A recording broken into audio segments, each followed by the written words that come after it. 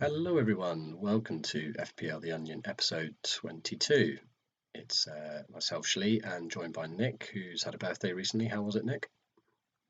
Hello, sir. Yes, thank you. It's very nice, thanks. And then I managed to get quite ill the week after. But I must say thank you to you, Mr. Shlee, for my lovely, I don't know whether you can see this, but the don't drink an FPL, it never ends well, which is why I'm drinking water tonight in there. Yeah. But that was my present from Mr. Shlee. So very whose shop is that you bought that from? It's one of the community, I think, isn't it? Yeah, FPL merch. I can't remember the person's name, but yeah, that's the thing you would Google to get bits and bobs like that, and that's where we were looking at that. Rather nice, like trophies and stuff you can get. They've got all sorts of stuff on the online shop. It's pretty good. Yeah. But yeah, you're welcome, and yeah, thank you also for my beers that are behind me on the floor, but I'm also on the water tonight that you kindly got for my birthday. Sorry, go on. I just said no worries at all. Very welcome. Thanks. So tonight the plan is for us to look at season review. I've called it part one because we might delve into some more stuff in another episode, but the sort of focus for tonight is looking at what free tools on the web are able to tell us about our seasons. So we're going to go through 4. And to be honest, looking through, as I have done for the last couple of weeks, prepping some of this stuff, it is incredible what they actually produce. So we'll have a look at some of the outputs, and then that'll, I'm sure, draw up different discussions. And then, yeah, I think we'll probably go back to some in following weeks. And another thing that's sort of highlighted for sure is that the focus tonight will be very much on what I did kind of compared to what you did, and we'll bring in a few other people. But as you'll see quite a few times, it's not really comparing apples with apples, because with you with a top 5k finish and me at 105, most things are quite different. So yeah, we'll see how useful it is. Interesting. Yeah, I've been I listened to again, because there hasn't been a deadline, I've actually taken like a number of days, if not weeks, to kind of get through it. But the Black Box episode with Mark and Az, with where they were mainly talking about kind of player prices, it seemed to me that yeah, I found that really, really interesting, and it actually really got me excited about the game relaunching already. And I saw a funny tweet from Benny Blanco saying, anyone who's considering, price changes for next season and building imaginary teams, he's basically saying, I love FPL as much as the next person, but let's get lives here. Yeah.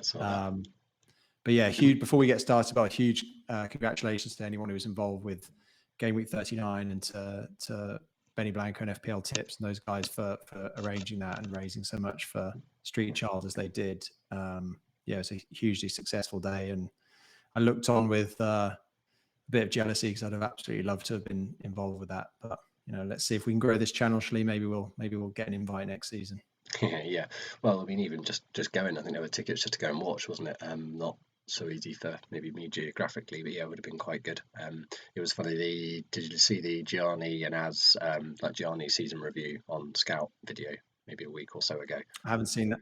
No, I haven't seen that yet. I think, what was it, Gianni played in the North team who they lost unexpectedly 2-1, but he scored the goal, and I think there was some accusations that he sort of over celebrated, and I don't think he quite took his top off, but I think he was absolutely loving it and really milking it for about 30 seconds. No, he did take his top off and was wheeling it around his head, kind of Ryan Giggs style.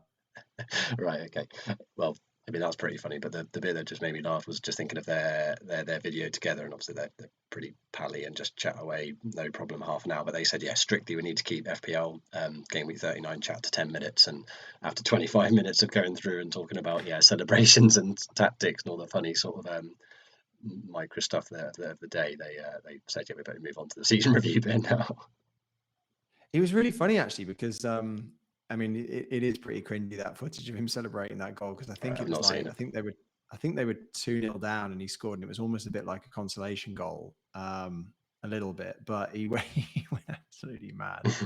And it was a good goal though. It's a nice header from a corner, but there was some stuff on Twitter where I couldn't figure out whether he was being serious, but it was like people were taking the mickey out of him for that celebration. And it did seem to me like his responses seemed like he was being serious, but I find it quite difficult sometimes on Twitter with that sort of stuff. But yeah, he's again, it would have been great to be involved. And as you say, even just to go up and buy tickets. I mean, I donated on their site because, again, I thought it was a great cause and a fantastic effort by those guys to set it up. But yeah, it'd be brilliant to be able to go next season. Mm-hmm. Yeah, good on you. Right, shall we get into it? Yeah, let's do it. Okay, so the first tool is Ragabolly's live FPL.net, and we've got 2 slides on this. So the first 2 tables at the top with my sort of outputs in orange and yours in blue, Nick, is a couple of sort of, I guess, summary numbers, and then a really interesting tweet that followed about a week after I did the top 2 tables, which actually put quite a lot of into context, because stuff at the top, like, you know, how many points we got and number of transfers, they're numbers, but they're a bit like, well, how does that actually compare with anything? So this is one of the maybe few times tonight we can compare with blocks of people and whatever. So I mean, the first thing that struck me on this is that you actually beat me by 160 points, which is a pretty large number. But again, that's the difference between top 5k and 105k. Got the ranks and stuff there. Do you want to just tell people quickly, Shlee, how they can get this information? Because I went to Live FPL yesterday, I think, and I downloaded my season. But do you want to just tell people how they can get this info? Yeah, well, correct me if I'm wrong if you've done it more recently, but this is the site, I think, where you put in your ID into the website and you click save, and then I think it's 24 hours later you revisit, and it says if the CSV or Excel document is available for download. Is that right? No, mine was the instantaneous. So, okay.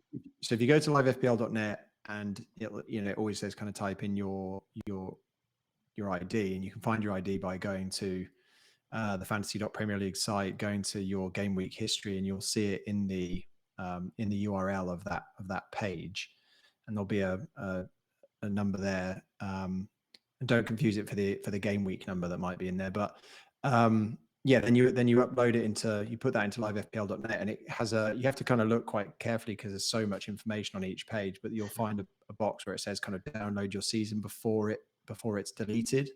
Because obviously that information is available on fantasy.premier league at the moment, but they will reset the game and then that information won't be there anymore. But mine was available immediately, just to click and it downloaded straight away. So it comes down as an Excel file with all these different parameters in it. Yeah, and I think that's the same for the full tools we're going to say tonight. If you've got your ID, all of these are free. You don't need to log in for any of these, then that's all you need. But as you say, and this is only available while the game is still in its current season state, but when it rolls over to next season, which is the big question mark when it will be, and I'm sure Andy Let's Talk FPL will be taking the full day off, just clicking refresh on the browser to get his low ID number again like this season. That's how you can get it. So yeah, you probably got another week or so at least to get it. Yeah, and I think because I'm going to try. I tried to download to. In fact, I should probably message Ragabolly, but I tried to donate. To Live FPL last season because I was using it so much, and I just think it's such a great tool that he's created. And as you say, everything is available for free. But I wanted to try and donate to support it. But I'm definitely going to try and do that ahead of next season because I'm sure as soon as the game launches, I'm going to be using that a lot to plan teams. So they are free tools, but if you can donate support, I'm sure Ragabolly would appreciate it. Yep. Here. So yeah, the top table there is quite high level. It's got the points we got, the overall rank. Transfers is interesting. You took 7 more than myself. Hits, that actually equates to 7 more transfers. All of those were hits, so you've taken 28 points more hits than me with 92. I took 64 points.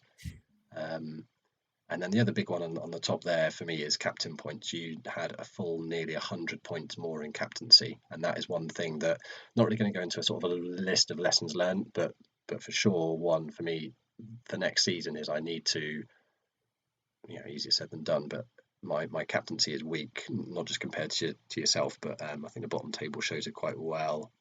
My 650 captain points, let's say I'm top 100k, the average top 100k was 697, so I was a full 47 behind the average captain within the top 100k, so that's quite a difference, whereas you're pretty much bob on 8 points difference to the top 1k. Yeah, quite interestingly, because I know you mentioned that you mentioned to me the other day that you could download kind of other people's. I think you said you downloaded my season, so I just out of interest downloaded the winners season as well, and also Fabio Borges season as well, just so that at some point, if I can, I can kind of go through and see what transfers they made and the difference. Nice. I listened to Andy's interview with Jamie Pigott, the winner. Actually, I think he seems like a really, really nice guy, and it was interesting listening to him because he had a very similar season to me in a lot of ways. Like they were talking about Reece James points and talking about Son, and I think the biggest difference or the divergence was him going for De Bruyne and kind of not Salah for the remaining kind of 4 or 5 game weeks, and that was the thing that propelled him. And you think so? My captain points actually were very, very close to theirs. I think maybe just slightly behind. Okay. But you think if I'd had De Bruyne and captained him in 36, then that would be an additional what? I guess is captain points just taking into account? Is it the double of the captain points, or is it just the additional? So. I think it's double. Okay, so yeah, I would have had an additional 58 captain points or 56 captain points or something mad, just from De Bruyne. So yeah, I thought that was really, really interesting, and I think it's interesting to compare yourself against those elite managers and have a look and see. And if I get the time at some point, because I did notice that Fabio had taken a lot less hits than me.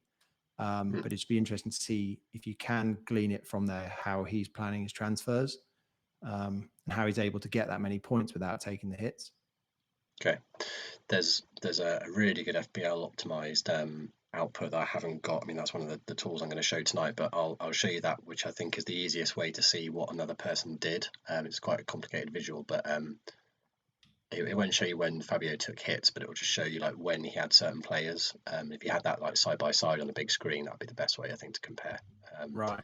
But cool. Yeah, his we've spoken about his season quite a few times. I'm surprised actually he didn't take so many hits, because I thought maybe in the first half of the season he was quite conservative, but I just remember that middle third of the season he just seemed to be like, sod this, it's not really working. I'm at like 300k, and then just blasted his way to like top 5k in about sort of 10 weeks. It was just an incredible, he had Pope, I remember, coming in quite nicely. I think he probably got Fernandez at the right time on that 22 double, and just everything seemed to come in for him.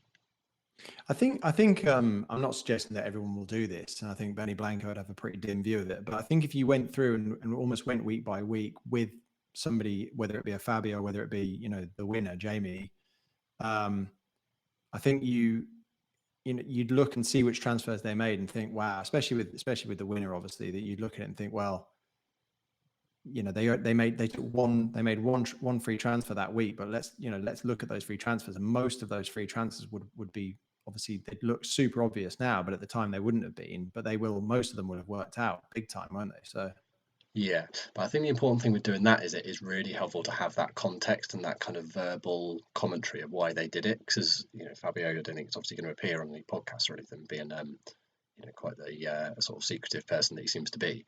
So it's quite hard to know what he was thinking. But with Jamie, and I was telling you that I really enjoyed the World Number 3 one as well that Scout did with Az. The way they talk about what they were thinking at the time, and I think Jamie was like really honest with it. He was like, game week 35, I kind of wanted to push the difference between finishing first and finishing 9999 and getting top 10k. He didn't really care. Roll the dice, keep Liverpool, and sort of thought process like, right, it makes sense. Keep Liverpool assets, but not the obvious ones. So we went Matip, Van Dijk, and Mane, and then brought in De Bruyne as massive differential. Had Son ready for his good captaincy, and at that point you're like, blimey, that is pretty bold. And obviously we all know how it worked out, and he seems a genius. But if you just looked at that, I think in black and white, and maybe it didn't all work out, you maybe think they were a bit mad. So I do think having that verbal ideas with it helps. Yeah, and I found that absolutely fascinating listening to that, because again, he acknowledged it. He said, I knew that if Salah did anything, or if Trent did anything, that it would drop his rank, and he obviously wouldn't have won. I mean, but I think that's one of the things that I wanted to talk to you about. I don't know whether we'll get onto it later or whether I just kind of do it quickly now, but I think one of the reasons why people tend to have a kind of a great season and a bad season, and a great season and a bad season, is that if you have a good season, you get close. And I think in a way, it was quite annoying for me that Jamie won it from where he was in game week 35 even, because he had so many similarities with my season, and then obviously we just massively diverged at that point. But I'm not saying I could have won it, but I could have gone different and kind of pushed for the top 1k at the very least. Or there was a point where I was in the top 1k where I was going to try and push for the top 100. But when you look back, actually, I didn't really go differential enough to do that. And obviously the way he did it was very, very smart, I think, and obviously worked out massively. But I think the big thing that people do when they get close or when they get in a really good position is they think, okay, next season, almost from the start, they're like, I need to be differential, because obviously the winner was, Jamie was differential for those last 4 or 5 weeks. But I think that might be one of the reasons why people have that flip flop of good season, bad season, because almost when they have a good season, they think, right, well, all the other things that went well will go well for me again next season because, I'm a genius and I was making great decisions. But I'm also going to try and be like, oh, I'm not going to have Salah game week 1 because, he was rubbish at the end of last season. And that was the reason why I didn't finish in the top 1K or whatever else. And I think that is the way to get seriously burnt in a season after you've had a good season. Like, I wouldn't be surprised to see Jamie have a top 100K finish next season rather than a top 10K finish, if that makes sense. Yeah, it does. I think there's two things there. I think there's definitely it's at the beginning of the season, it's best not to take too many risks. Try and follow the template. Don't jump. Not jumping on the template can really hurt you, like you said. But the second one is, I'd love to know, of all the people in the top 5K, let's say in game week 35, including yourself, how many of them made that sort of conscious decision of, right, I've got a chance here to do something, a bit special and finish top 100. Shall I go? And the way to do that, shall I go super differential? And how many of those actually increase their rank? Because so many people probably thought, right, well, therefore I'm going to go Sterling, and it would have absolutely destroyed their rank. And captain him, or yeah, exactly. So it's all very well hearing that the first person made a decision consciously to go differential, but obviously going differential doesn't automatically mean the same thing for other people. So you've not only got to decide differential, but also get it right. No, that's a great point, because the other, as you say, of course, we're hearing from Jamie because his decisions were the ones that went the most right out of anybody's in his position, and he ended up winning it. Whereas, as you say, for every Jamie, there'll be 10,000 other people who made different decisions, and they ended up being horrendous. Yeah, and maybe the ratio is something like 10 to 1. 10 of the 10 people that decided to go differential, maybe 9 of them actually drop rank and only 1 of them increased, and all the other people that went, I'm just going to consolidate, okay, they didn't win it, but they maybe went from 2K to 500 and they're well chuffed with the 500. It's tricky to know what you do in that situation. And I think this is maybe where you and I differ. I think, for game week 35 and we're ranked 2K, maybe it's hard to know until I'm there, but I think I still would almost put it this way: would you rather, I don't know, win FPL once in 50 years, or maybe come like top 100 like 25 times? I know it sounds ridiculous. Obviously, winning is maybe the extreme, but I'd almost maybe cherish those top 100 lots and lots of times more, because you're up there and you're going to get it all the time, rather than a once in a lifetime. I don't know, maybe top 10 is a better analogy. But do you know what I mean? Yeah, I mean, but again, going to the flip-flopping season, that might be why, if I do find myself, if I'm lucky enough to find myself kind of top 5K going into the last 5 game weeks, I'll probably go super differential, because I think, well, I've already finished kind of around here before. Yeah, fair. Yeah. So I'm going to try and go for it. But the thing is, imagine in that, let's say in that situation, I'm like, right, okay, I'll get rid of Salah, I'll get rid of Trent, I'll bring in Matip, I'll bring in, Mane, the equivalent of those players at the time, if it is to happen again. And then Salah bangs a hat trick in the next game, and Trent gets an assist and curls in a free kick in the last minute. And it's just, as you say, it can go disastrously wrong, can't it? So I think that's the other thing. You've got to treat every season as a brand new game, and all the prices are going to change. And I think that was the other super interesting thing about listening to Mark and Az, is that the things they were talking about were putting so many different. If you haven't listened to it, go and listen to that, because it will get you excited for the new season. But also, I think it will be super useful for people to listen to before they pick their, or as they're picking their squad for the new season, because it is a different game, and it is going to be super different because people's prices are going to change. Yeah, it seems to be a lot more of a focus. Maybe it's just more, there's more Twitter, there's more content creators this season, but a lot more focus on the price predictions, which, as I say, maybe it's just a way of more people filling some sort of content. But it seems to be a lot more spotlight on what's going to happen.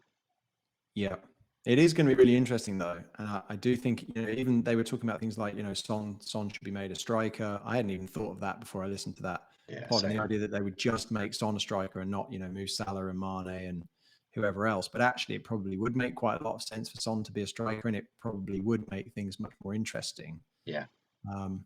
Yeah, I hadn't thought that, but I thought that was quite interesting insight. Yeah, and they kept alluding to the fact that obviously Mark used to have either somebody either a group of people at FPL Towers who used to listen to him, or maybe just one person who used to kind of call him up and say, "What do you think, Mark?" But obviously that tie has been severed. But it's quite interesting because he's kind of just now pitching from the outside his ideas and hoping that somebody at FPL Towers is listening to Black Box. Well, did you hear him say that about that they're going to cap the number of hits you can take in a week so that people getting hacked is not so damaging? And and that's his idea. Yeah, it sounded like it. He didn't say it in as many words, but yeah, he's obviously a pretty smart guy, and it's like, yeah, that's an easy decision. There you go, straight to FPL hotline. Yeah, indeed. I mean, the thing is that could restrict somebody like me who sees an opportunity to take some good hits for some instant returns. Yeah, game week 29 standard -28 or something. Yeah, exactly. So just to finish on the bottom table, now these numbers, if you're really eagle-eyed, will differ in a few slides. I'm not quite sure why, but my superstar apparently in terms of the point gained from a player is Kane with 65. Your highest gained player is almost double that with Ronaldo, which is pretty mad. And actually, what you did with Ronaldo this season, I've got a slide on because it is pretty amazing, all the hauls you hit with him. And then, unsurprisingly, my opposite there, rank killer, is Son with 76 points. Apparently, I lost there. Yeah. Yours was Rafinha. Do you think you would have guessed that, having not seen that? And it's not as big as my loss. I definitely wouldn't have guessed it. And I think I've probably said a number of times on this pod that, and actually even listening to Jamie the other day, it brought it home even more to me that I think doing well in FPL is not actually necessarily about the players you've got. It's more about the players that you haven't got not hurting you. And I've said a few times that I haven't regretted not having Rafinha at all this season because he's never really hurt me. I don't know how many kind of double-digit hauls he's had, but it can't be many. But I think it might just be the fact that because I've never owned him, but so many other people have at different times, and obviously he has got the odd return here and there. But yeah, I was still surprised to see that. I noticed that as well. I think on the Ronaldo side, yeah, thinking back, I think Ronaldo, maybe in addition, maybe Son as well, but Ronaldo's he's been absolutely amazing for me this season. So it's funny when Az and Mark talking about how disappointing he's been and what kind of wasted his, terrible price he was for what he returned. But I just happened to kind of captain him whenever he got big returns, or I'd have games because I seemed to keep him when everybody else was jettisoning him. But yeah, he did brilliantly for me. He was a massive differential whenever he went big as well. So yeah, got a really nice slide that illustrates that because you're right. A lot of people were ditching him, and I think you held on maybe a couple of weeks more than most people would, and yeah, probably rode out a couple of 1, 2, 3 pointers. But then he came in with a 10 plus, and often you captained him on that one. So that 126 is massive. And unsurprisingly, your biggest gain is way bigger than mine, and your biggest loss is quite a bit smaller than mine. So I think, again, this is another lessons learned I need to take into next season. And, again, obvious to say, but I need to try and minimise that loss. The fact that I'd lost so much on a big hitter like Son, should have just swallowed that earlier and just avoided it. I think it's hard maybe to get... Was I talking you out, though, of maybe it was game week 29, but I think it was a time where you were thinking, shall I swap from Kane to Son? And I was like, unless you can get both, I wouldn't bother doing it because, Kane, you could get rid of Kane and then he bangs in the next game. But actually Son around that time was just absolutely incredible, wasn't he? Yeah. No, I didn't ever consider anything to swap, but I did have 2 opportunities to get Son before I did. The first one was I got Fernandez instead for his blimmin' 2 and a 1 and a double, and then the next week he missed that pen and got a -1. To be fair, Son only got I think 3 and 3, so I didn't miss out loads. But then the following week as well, I should have got him, and that's when was it against Villa, and he got a brace. Maybe it was 18 points or something. I think against Villa he got a hat trick, didn't he? Did he? So yeah, I think so. Just left it too long. And then the last thing I wanted to mention on this first slide, classic 25 minutes in, so we're on for about 15 hours here, was the points bench. And I didn't really know how to interpret this. So I benched 196 points, you benched 171. But apparently most people in the top, sort of from top 100 to top 200k, were benching over 200 points. But I didn't really worry about that number. Do you interpret that in any worrying way? No, I did exactly the same as you. I looked at that and thought, well, they were benched, as long as my actual team is doing fine, I think it's better to have a lower number there, isn't it? And yet, I think what that probably shows is that because of COVID and because of maybe even people wildcarding at different times from bench boosting and stuff like that, I think people generally had stronger benches this season than they may have had in previous seasons, pre-COVID. Their benches were a lot deeper, et cetera, et cetera. And so, but if your third bench player gets you 15 points and doesn't come on, then it's pretty pointless, isn't it? So true, but we are way below the average. Everyone else there is also suffering from COVID and everything else. So I think it looks like you and I consciously sort of under pointed our bench, which like you say, maybe was a good thing. You had like Davis, I think, for quite a bit, didn't you? Third sub, 4.5 striker, and that saves you loads of money for your first 11. So as you say, maybe it's a good thing that we're lower. I mean, that could have been much, much lower if Ronaldo and Lukaku hadn't come into the league in game week 4, because I think I would have stayed 4-5-1 or 5-4-1 for a long, long time, especially when you think like Chilwell and James then came in and did really well. If it hadn't been for me breaking my team game week 4 to get Ronaldo in, I think I would have had an even lower points bench, because I would have had 2 4.5 strikers for a long time. Okay, should we move on? Yeah. And then this one I think is going to be a bit quicker. This is the second and last one for live FPL. So again, Ronaldo top of your biggest game players in the top left. You're in blue again. Robertson is your second one, Son is your third, James and Gallagher, all of these way higher than my biggest gains, again showing how important it is to have that swing. Got to be happy to see Gallagher there, right? Yeah, it's funny because today I was looking at, listened to Andy's video where he was talking about his kind of his awards for the season, and his kind of most overhyped player or his most disappointing player, I think, was Luke Shaw. And I remember wildcarding game week 4, because I started the season with Luke Shaw like a lot of other people. And then I think I looked back and I thought, did I keep him on wildcard in game week 4? And I did keep him. And right. he was, because I think he'd got like a 6 and a 4 or something leading into that wildcard. So he wasn't performing very well, and the United defence wasn't performing well, but I thought, I'll keep him. And I think I only kept him for another couple of weeks after that, because he got like a 2 and a 1, and then I got rid of him. But around that time, I also got rid of, who was it? Ferran Torres, the City striker, because he just, again, I wildcarded him and Jota. Thought I was being really smart, and both of them just dropped out of their teams and kind of didn't really reappear for a while. So, but Torres, I got rid of Torres for Gallagher, I think, in game week 6 or game week 7. And again, you look back at those transfers and think, well, that worked out brilliantly for me in terms of the differential, in terms of hitting those big hauls he got in, against kind of City and Everton. But yeah, it's nice to see him 5th. It's surprising to see him 5th on that list, but he did very well for me in the first half of the season. Yeah. And then Rafinha is your biggest loss, and then closely followed by Ramsdale, which I was quite surprised at. I mean, and Ramsdale's my second biggest gain, so we've actually got quite a few opposites here. Son's been good for you, Son terrible for me. Yeah.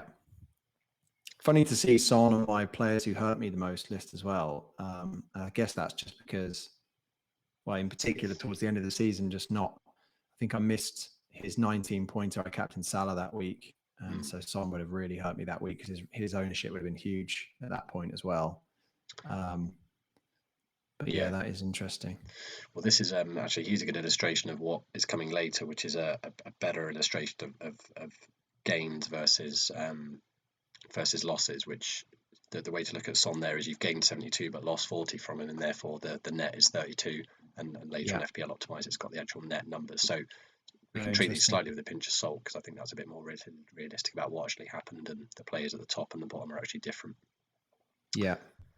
And then the only other the sort of bottom left and middle bottom stats are probably not too interesting to look at, which is the most points scored and most captain. But in the bottom right, I thought was quite interesting. The most started, again, you've got Gallagher 5th, and Ronaldo. Players I just didn't really have at all. But actually, the top 3 for both of us are the same. So our linchpins very much were Salah, Trent, and Cancelo. Yeah, and as we were talking about at the start of the pod, that's very, very template, isn't it? So even though those players are in our team, and it kind of can get really boring having those template players who are kind of 100% effective ownership, and they score points, it doesn't do anything for you, or if you haven't even captained them, it actually drops your rank. But you especially when they're that consistent and that good. Because when I was thinking about my team for next season, I was thinking, maybe I can do without Salah and Trent, and maybe even Cancelo as well. But it's just going to be a very scary thing to do, isn't it? If come game week 1 they're not in your team, it's going to be a bit terrifying. Exactly, and as I said before, you don't want to take too many risks. If you didn't go Trent, maybe you go Van Dijk or something, depending on the price difference. But yeah, it was a good one this morning. There was a good one with Praz and Andy on Scout, not Let's Talk FPL, Andy, FPL mode, and they were talking about Haaland and how scary it might be not to have him, and sort of pros and cons of him. To be fair, it was good balanced chat actually. The fact that he's got quite a big injury record, quite a poor injury record, sorry, but also if they've got anything like decent fixtures, how scary is it going to be having basically an Aguero in his heyday? We'd assume, with that attacking machine behind him and a focused striker. Yeah, because if they have a good game week 1 fixture, like if it's one of the newly promoted teams or something like that, I think you would almost expect him to get a hat-trick on his debut just because of the hype and the fact that he's going to be really up for it. I mean, as long as he's fit. I mean, if he scored a few goals in pre-season as well, obviously they're going to play the Community Shield before that, so you'll get to see him. If he looks good, I think you almost have to have him for game week 1. But I've done a few kind of looking at the potential price points for a potential game week 1 team, and still trying to keep it in 100 million. And it's going to be very, very, very difficult. And I think almost the one thing I am potentially thinking about is not having Salah and having an alternative to Salah, and having Son instead, but just having almost spreading Salah's funds around the team for, knowing that Salah can hurt me, but just hoping that the overall improvements that I can make in maybe 4, 5, 6 positions is worth not having. Interesting. Because I just think you can't have Trent, Cancelo, Salah, and Haaland and expect to have a decent rest of your team. Mm-hmm. So something has to give. And so I think it will depend a lot on fixtures. If Liverpool start at home against one of the newly promoted sides and Salah looks good, then maybe you start with him and not with Haaland. But I think we're going to have to be pretty flexible on that when the game launches, because I think we're going to really, really struggle to pick a team. Yeah, it's going to be really hard. Yeah, if Liverpool and City both have good fixtures, and Spurs say. I mean, Kane's another option. If Son goes to a striker and is maybe same price as Kane, you're like, right, well, you obviously can't compare Son's points this season, given he's going to be a forward. Kane's on pens. Is there going to be that much between those two? But maybe if Spurs fixtures are really good and the other twos aren't great, is actually Kane maybe even more important than Haaland and Salah, in that short term, maybe first 5 game weeks. Yeah, it's interesting, isn't it? Because you talk about going differential and whether it can hurt you, but I think a lot of people are going to have Son. I think everyone has finally woken up to what an unbelievable player he is, but Kane is still getting a lot of chances. I think he's actually getting more chances than Son. So I guess what you'd almost be banking on is Kane having a good start to the season and, a bit of stability at Spurs, Conte being there another season, Kane not getting the move that everyone thought, that he was hankering for last season. But I don't know whether you can bet against Son. He's just such a ridiculous finisher, isn't he? So no, absolutely. I'm sort of speaking differential maybe for the sake of it, and just to add to that 5 sub rule as well. They're talking about with Haaland injury record that might come into play. You might be the first person off, rotation at City, and the fact that Kane, pretty much 90-minute man all the time. True, but I do wonder whether that might actually work for Haaland, because City generally, if they are going to blow a team away, they don't tend to do it in the last 20 minutes. They tend to do it in the first kind of 60 or 70. So if he bangs in 2 goals and then goes off, then at least he's likely to start the next game and he's already got his points. So I guess what it would have a big impact on is bonus points. Yeah. Okay. The second of 4 tools is FancyNutmeg.com, and this outputs some pretty colourful pictures. The most interesting one on this one is season ITG, season immediate transfer gains, which for you and I is really similar. So in pretty small print, but mine is 286 and yours is 294. So that's the number of points we gained our players out, differenced with our players' points in for that immediate game week. So I think our biggest jump there was when did we both do Fernandes to Salah on the week that we triple captain Salah? So that would be an insane ITG, because I think Fernandes got 2 points and then we bought in a triple 28-point Salah. So that's an insane positive. But it's that sort of maths. Interesting. Yeah, I mean, as I was kind of messaging ahead of this pod the last couple of days, I would love to be able to calculate, and I have to probably do it manually, but to calculate how those transfers worked out over the next kind of 5 fixtures after you made them. I think that'd be a really interesting thing to look at, because again, it's just that point about hits, isn't it? And I think that's why Fabio does so well season on season, because he is just great at picking the players who are going to start performing well, and he just equally can obviously look at his team and think, right, who's the player in my team who I most need to get rid of, and bring that player in. So yeah, Az was really good with that, with this season with it. It's been a while since that Black Box episode, but I seem to remember they knowing that number on that pod, and him almost playing it down a little bit, and he almost couldn't explain why, and he didn't mention Dino, who he got in. I think he was it for his debut when he moved and he got 12 points, and the week after when I got him in, he just went on his 2-3-1 point spree. And I was like, you got and another one was he got bloody Martinelli. Do you remember his like 15 points are the only 10-point or more that he had in like a 10-week spell? He got him right at the perfect time. So his what was that? ITG What was Az's really high. point out of? Can you remember? No, I can't remember. But was it over 300? I don't know, and I don't even know if it was from this site or if it was the same metric, but there was some sort of metric they were talking about where it was sort of how successful were his transfers, and they were really high, and he was almost a bit surprised. But I was like, I can think of about 5 examples here where you've absolutely smashed it, because we did very similar timings, but I was a week or two late. Well, he's probably surprised because of his end of the season, because it kind of fizzled out a little bit. But there was a time where every week his free transfer was absolutely ridiculous. He was absolutely flying at one point.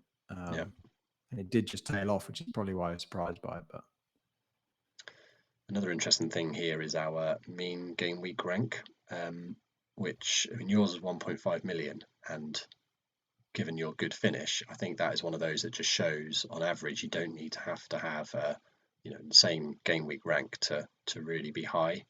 This is suggesting if you had a mean game week rank of 1 million, you'd win FPL. Yeah, interesting. And again, it'd be really interesting to compare this to Jamie Pigott, to the winners numbers on these things. But yeah, it was strange for me, because there'd be game weeks where I'd get a really low game week rank and I'd fly up, and then I'd get a really, as long as it wasn't a 7 million game week rank, because I think those ones were particularly painful. But even if you got like a 4 million game week rank, it wouldn't drop you that much. It was surprising how little it would drop you. Obviously, if you have a few of those in a row, then you are going to start dropping like a stone. But yeah, that is really interesting, isn't it? Yeah. And then the last thing that caught my eye here was again one that I don't really know how to interpret this, but our transfers in each position was very similar. I had 13 defender transfers, you had 15. We both had 24 midfielder transfers. You made 4 goalkeeper transfers though, and I made 1. So do you remember chopping and changing your goalkeepers quite a bit? Yeah, that is interesting, isn't it? And they probably didn't really work out that well. But well, you got on Sarah at brilliant times at the start. You must have. Yeah, I did. That worked out really, really well. But that was on wildcard, I think. Game week 4, I put Sarah in and had him for that. Because again, every time you wildcard, especially at the start of the season, you're just looking at those teams that have got great fixtures for the next 10 game weeks or so. Especially if you're wildcarding early, you need to make sure that your team's going to last for the long run. And Wolves at that time had that absolutely ridiculous run of fixtures. They didn't quite live up to it, but he himself was brilliant. I think there was one game where he got a clean sheet and got an assist from kind of a long pump down the pitch, and he was amazing for me. But I thought I'd get him back later in the season. I don't think I did. But even at the end of the season, I just think because of the double game weeks and things like that, and bench boosting and that was the reason for making those transfers. But I think that is one thing that I've learned. I just probably need to pick a goalkeeper at the start of the season and just stick with them no matter what. But we'll see. Yep. They're really interesting stats though, Shlee, on that. But do you think in terms of the number of defender transfers, I guess the reason why I made more is just because I felt there was quite a lot of value in transfers, defender transfers. Yeah, only 2 more. You 15, me 13. Yeah, maybe. But But yeah, I mean, one of those might well have been, James coming in, what was it, game week 28 and getting 18 points. That was obviously, if that was one of them, that's massive. Yeah, I mean, the other thing I looked at was the person I transferred Shaw out for, and it was Rudiger. And right, as in then good obviously thing, got a few goals in random games. Yeah. I mean, that would have been just before Chilwell and Alonso was good at the start, wasn't he? And James burst onto the scene. So I thought you were going to say Rudiger, as in it was a bad thing. But yeah, there was a few weeks before that where Rudiger was killing it. Yeah, no, he was great. I remember going for a walk one day where he scored a goal in the first 10 minutes, and I was just going mad out on this walk with the dogs. Yeah. Good memories. Yeah, I don't know how to interpret the different transfers there. For sure, your transfers generally were more productive than mine. So the fact you took more, I guess, you had an eye for good transfers. So you taking more gained you more points. I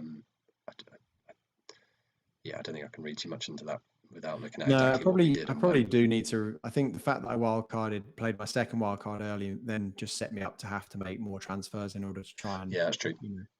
Yeah, and that was one of the issues. I mean, my -16 worked really well, but I still took a -16, so I shouldn't really be doing that. Yeah, but the number of transfers. Sorry, we didn't really look at that. Oh yeah, we did. Yeah, sorry, you're on the first slide. Your 56 is pretty. No, okay, you're about 10 more than most at your rank. 10 more transfers. Well, 12 more than the top 100, so that is a lot, isn't it? It is a lot, yeah. Be interesting to know what the 50 points ITG was for those top 100, because I would think you were probably more than them, really. Again, yeah. So okay, you took more transfers, but they generally did work out. Yeah. Who knows? Because again, a lot of those people I would expect, you think with Jamie, he kept all of his chips until the last 4 or 5 game weeks, didn't he? Whereas, my wild card went well. That's the other thing. I was actually incredibly lucky, but if I could have wildcarded, just burnt that wild card and it went really badly. Luckily for me, I had kind of like KDB a good time, got Robertson in, etc. So maybe I won't be so lucky next season. Well, you said the word incredibly lucky. Keep that thought for a few slides time.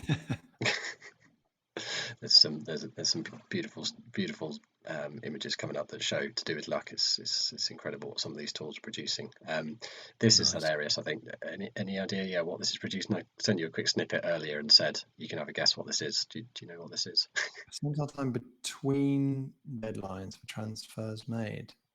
I would have expected it to be like the time before a deadline that you made transfers, but yeah, that's it. Yeah, so I did tweet the guy just to check I was reading this right, but on the right of the image where most of our red splodges are concentrated is us making transfers really close to the deadline. Right.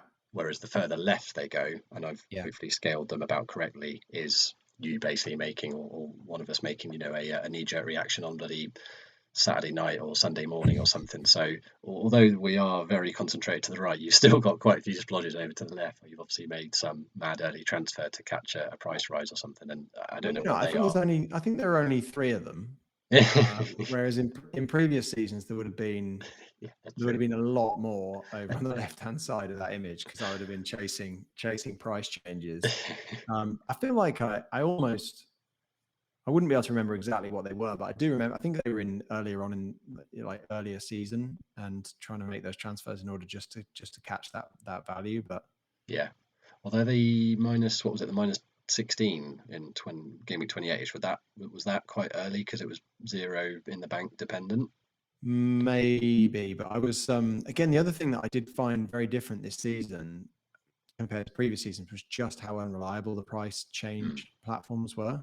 Yeah. There were times when people were like, they weren't even on my radar to change. They were like, I think at like 50 or 60 percentile, and they changed. And it's just like, I don't know what's going on with that. I think a lot of people are talking about a good change would be that prices only change on the deadline.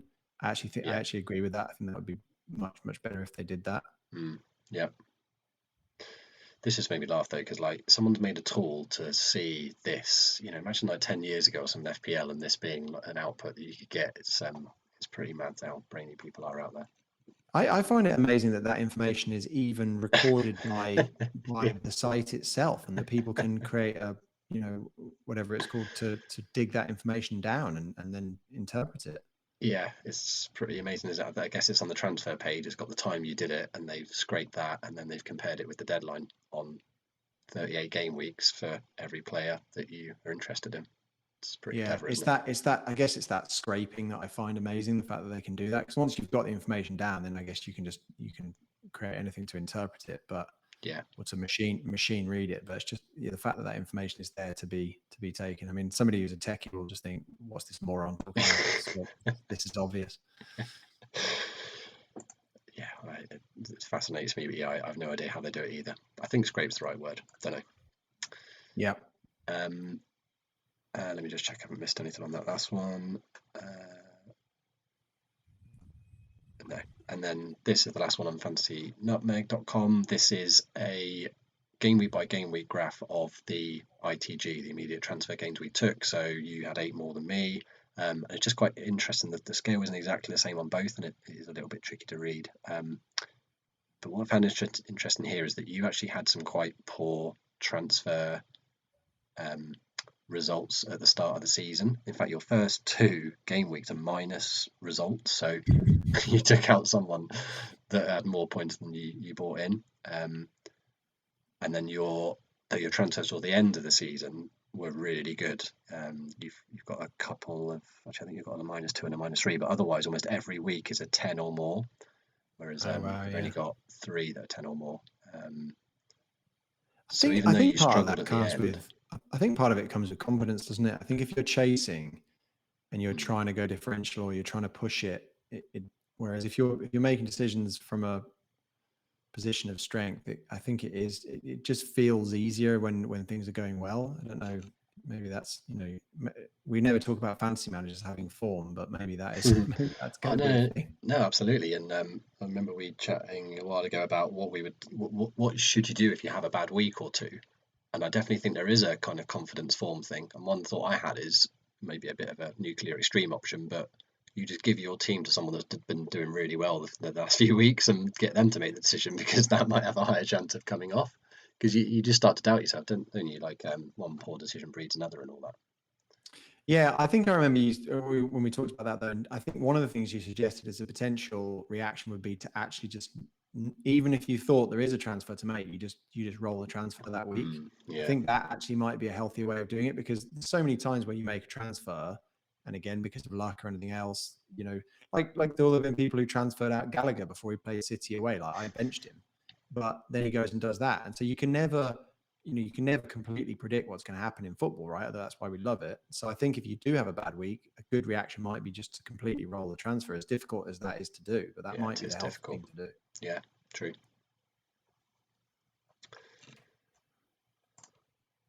Okay, speaking of luck, so FPL review, this is the third tool. So this is probably my favorite images of all the ones we're going to show tonight. So I'm going to call these radar images, which is I think what Az and Mark had on there. I listened to most of their last season's game week review to get Mark's sort of narration on what these mean, because he had spoken to the guy John who runs FPL review to get a sort of commentary on what actually these segments mean. So we're looking at an image here on the left of 7 metrics of how our season went according to FPL review's model. On the right yourself, and there's some massive differences on the amount of different colors on here, so I just thought it'd be interesting to go through each one, given what Mark said a year ago, and what John's sort of rationale on each of these is. So what they said was that 0.7 is the average of the Elite 1000, which is what this model is based on. So Elite 1000 is crazy good managers who, interestingly, in the 2021 season, their average finishing score was their average finishing round was 60k. I'm not sure what it was this season. I think it's in the next slide actually. So just a bit of an indication on the side of new top 10k is maybe top 60k. And so the first one will start sort of top leftish. So XG data, you're about 0.8 and I'm at 0.6. So that is how often you bought players that had good XG. So this suggests you were much better at me at bringing in players with good XG, not by too much. Is that something that you look at before you bring players in, or not? I do. Not, I don't think when I've nailed it down to, I want to make this choice or that choice, do I look at XG? But I do look at XG more, especially on a team basis to make my ticker. I look at that quite a bit. So yeah, maybe sort of indirectly I do that, but not maybe on a player level, more on a team level. Because I definitely don't look at actual XG data. I'll listen to a lot of content, obviously, where they may be talking about it, but I don't go and search my own XG data. Right. But I do, I don't know, I don't watch a huge amount of football anymore, certainly not the amount that I used to, but I do just generally have a feeling for who's on form, probably just from, as I say, listening to all that content. So Yeah. and seeing what kind of points and scores people are getting from previous weeks, I guess, as well. Yeah. So yeah, it's not a sort of conscious thing, but you are absorbing it, kind of like it or not. Yeah. Yeah. So the next one's You know, FPL for points. example, like James on Planet FPL might say, oh, Son looks incredible, he's getting loads of chances, but he won't necessarily say, oh, Son's XG last week was this. True, but I think other pods would. So I think you would sort of get Yeah. it from that. Yeah, his non-penalty XG was whatever. Yeah. I think De Bruyne's when he got that 4 goals was like 0.25 or something insane. I know, it's devastating. I mean, that basically that was the reason why I didn't finish in the top 1K, that De Bruyne haul. If I'd either had him or he hadn't done that, I think I probably would have been in the top 1K. Maybe that's way off. I don't know, but that's my gut feeling on it. Next one's FPL points. So this is how often players you bought actually delivered points. So yours is the perfect full house. You are a perfect score of 1. So that's suggesting. So explain that to me. Having a perfect score of 1 on that, what does that mean? Because as you just said, like there were transfers I made that didn't work out. So true, but I think this is compared to the Elite 1000. So I don't think this is perfect, as in you made the best transfers you could have possibly ever done. Of a person in hindsight playing the game. You were at the 100th percentile compared to the Elite 1000. So you nailed when you made transfers. Is my understanding anyway.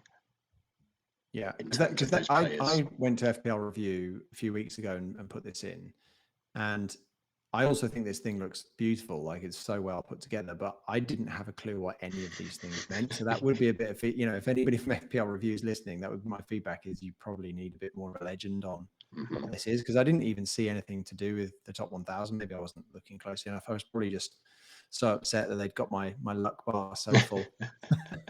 Yeah, but I think that kind of makes sense, that the fact that you're really high on that. I think that just means that you were really good at maybe the difference between players out versus players in. You probably ditched a lot of players that got 1s and 0s, and you bought players in that got 6+. Is that what the luck percentage means? No, that's FPL points. Yeah. Okay. Yeah.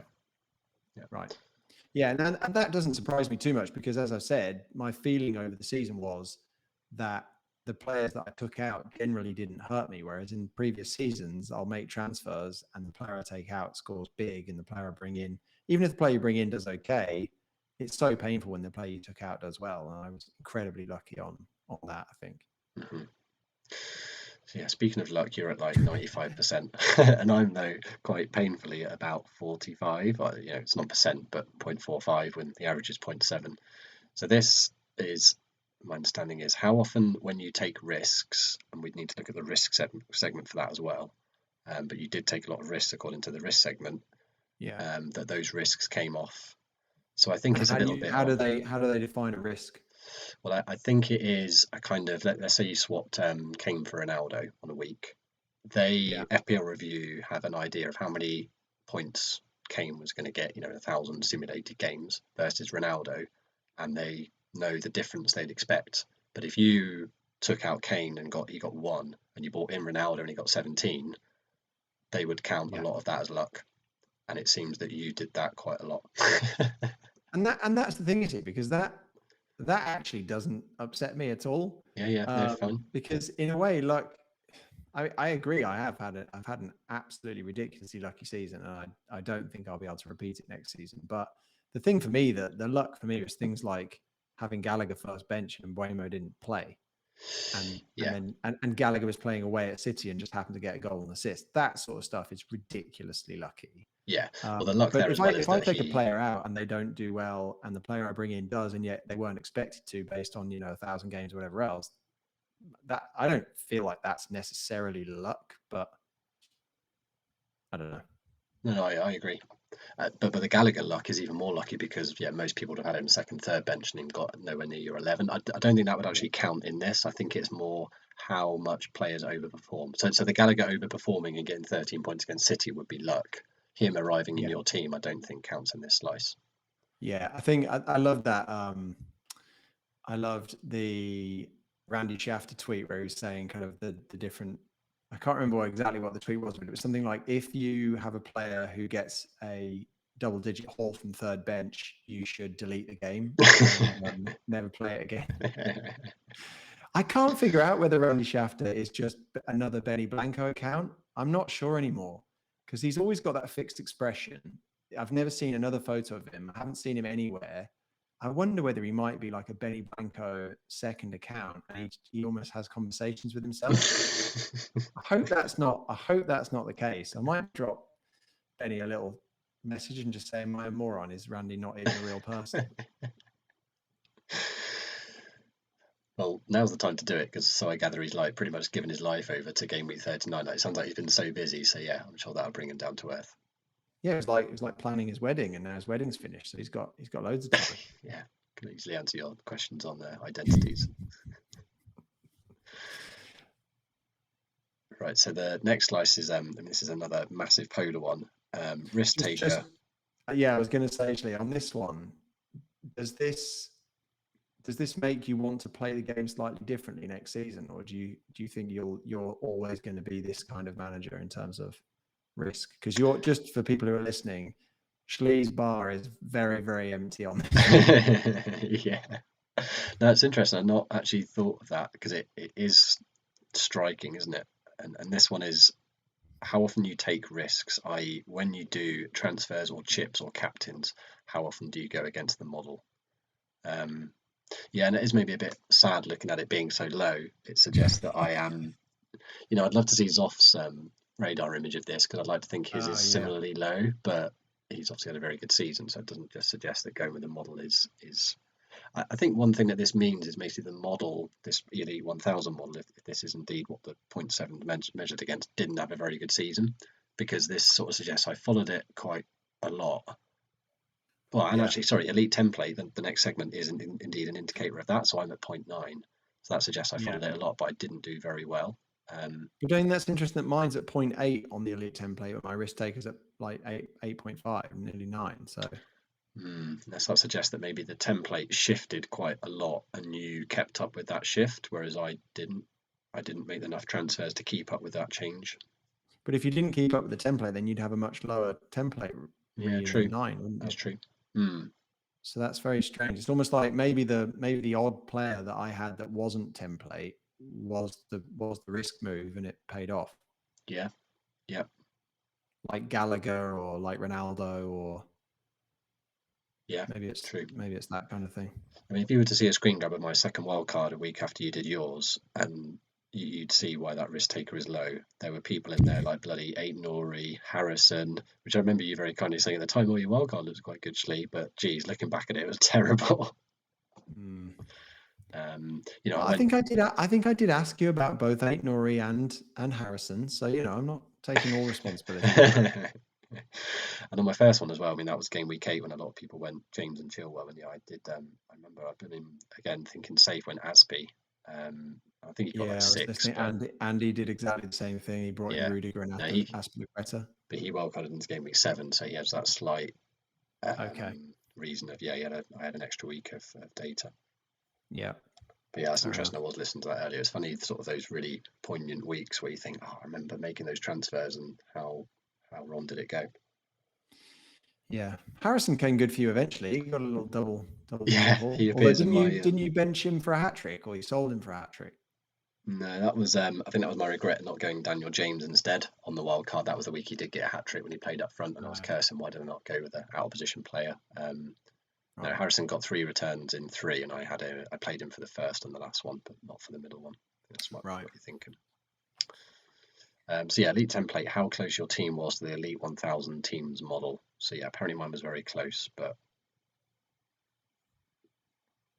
that didn't seem to 3 points. Yours was less so, which which I think comes in with your sort of more taking risks, more taking transfers, keeping away slightly from the template, taking risk takers higher.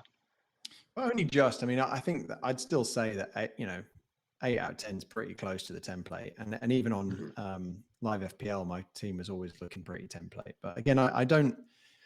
I think you've got to pick your times to go against it, haven't you? Yeah. And then get lucky.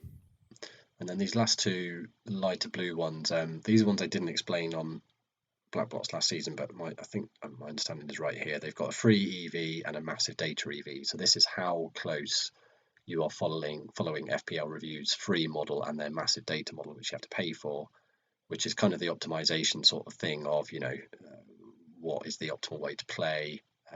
You and I were about right on both of those, which is quite interesting, given we did go in quite different ways this season. I think a value of 1 would basically be you put your team ID into that tool every week and follow the transfer exactly it says to do. Right. And I guess what they're hoping, or not hoping, I guess it doesn't matter too much to them, but they would want their massive data EV to be higher than their free EV, right? Well, in terms of result, I think this is more just how closely you followed it rather than its output. But yeah.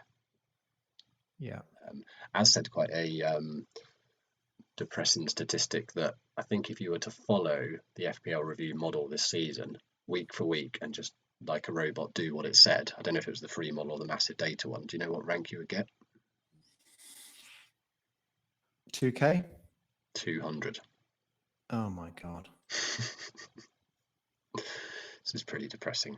That is depressing. Are you going to set up another account this season and have one just following? Yeah, it's mad though, isn't it? That a robot playing the game would have got top 200.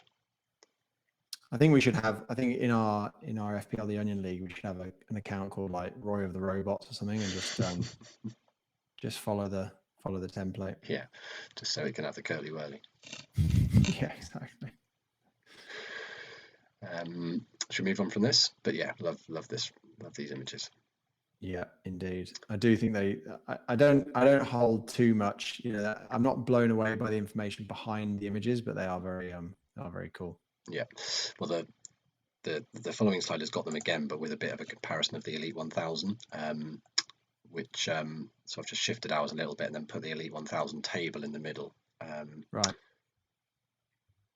This one I need to just think about a bit. So there's 5 ranks under these images at the bottom.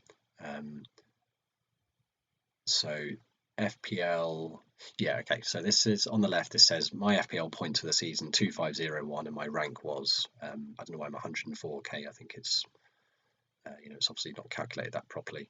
But the Elite 1000's FPL points was whatever, and their rank was 36k. So I think this is a similar. It was 60k last season, but Elite 1000 came 37k on average this year. Yeah. So that's quite interesting. Again, top 10k is pretty hard to do. Elite 1000 are only getting 37k. XG data. Sorry, go on. Yeah, I was going to say, what's the variance? Because I think we've probably looked at most of those. What's the variance thing at the bottom? Oh, right. That is that is your luck score basically. So I gained 11.2 points in variance over the season, i.e. I got 11 points more than the model would expect given the transfers that I made. You got 157 points more. Strong. That is very strong. I just think we should, if we could use, other people's music, we just play a long clip of Frank Sinatra's My Way at that point. Yeah.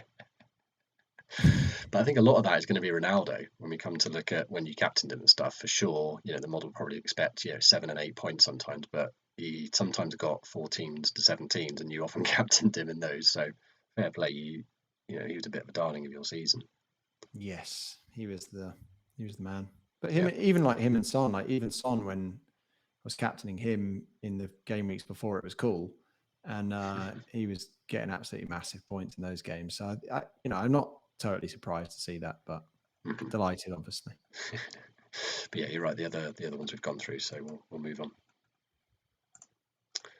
Okay, so this is into the final tool, FPL Optimized. I've been listening to Sir Tolp's podcast that he's doing with his Belgian friend, which is really interesting. He's the guy behind FPL Optimized. Really, really interesting. And the tools on this one I think are the most impressive. So this first one is again myself on the left and you on the right. The net increase of players. These are our sort of darlings of the season, but the net gains rather than the just pure increase that we had. So before, according to live FPL, my darling was Kane, but on this one it's actually Ramsdale, which is pretty depressing that a fairly boring 4.5 keeper was the biggest gain of my season. It goes with that risk taking metric we saw on the previous thing with the bar completely empty. Yeah, risk taker 5% gives you Ramsdale. Brilliant. You picked the best 4.5 goal at the start of the season, and he absolutely smashed it. Yeah. Whereas your romantic 12 mil new to the Premier League Ronaldo, well, returning to the Premier League, got you over 100 points. One of the best players of all time. Biggest head in the world. Yeah. But Gallagher being third as well, I mean, that again, it makes sense, right? You've mentioned a few massive swings he got. That being a low ownership would have really boosted you up, so that makes sense. I think it also, looking at Gallagher and James, they're in third and fourth, that those, when there were certain days when they were doing bits and it just felt like, when James I think he got those 2 goals against Newcastle, and I was just like, this is going to be absolutely massive. And I think he was less than 10% owned. And is that for the game week 28 one? Sorry, or this is like game week 9 to 11 when he was smashing? No, I think it was like it was around like game week 12 or something like that. Right. But he got 2 against, I think it was Newcastle, and I just brought him in. I think I brought him in that week because he'd had a decent score the week before, but he followed it up again. But it's just those moments where like if you're, say, Salah scored, you're like, okay, great, Salah scored, or even Cancelo gets an assist, you're like, okay, great. But those moments when those players you've got who not many other people do something, you're just like, wow, this is absolutely huge. I mean, it's interesting for me to see De Gea and Sarr so high up on that list. But we were talking about the fact that I've made 4 goalkeeper transfers. Obviously, I wouldn't have thought De Gea would have been above Sarr. Certainly not on this list. But obviously had him for decent. Longer. Yeah, true. Yeah. De Gea and Robertson are the only people that appear on both of these tables, so they are both someone we can celebrate together, which is interesting. Yeah. But I mean, even like Greenwood, like I had Greenwood for the first kind of whatever it was, 6 or 7 game weeks. Got you 40 points up. I mean, that's just absolutely mad for him to have been that important in my season. But I just had a really good start, didn't I? And then I managed to kind of hold it through the rest of the season. Yeah. But just look at some of the net numbers as well. Your top 4 are all above my highest number. James, Gallagher, Robertson, Ronaldo all got you more gain than my highest player, which again shows the sort of polar. You've got to have those extreme kind of darlings.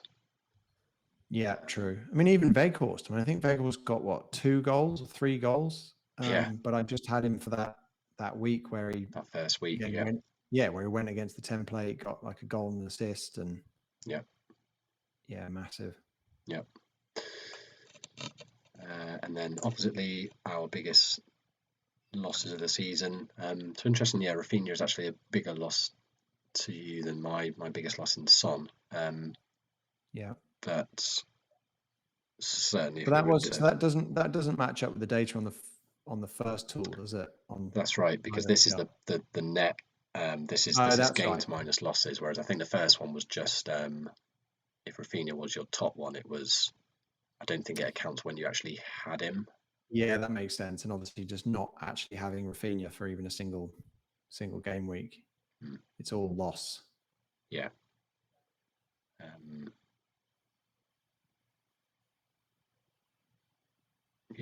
just looking at the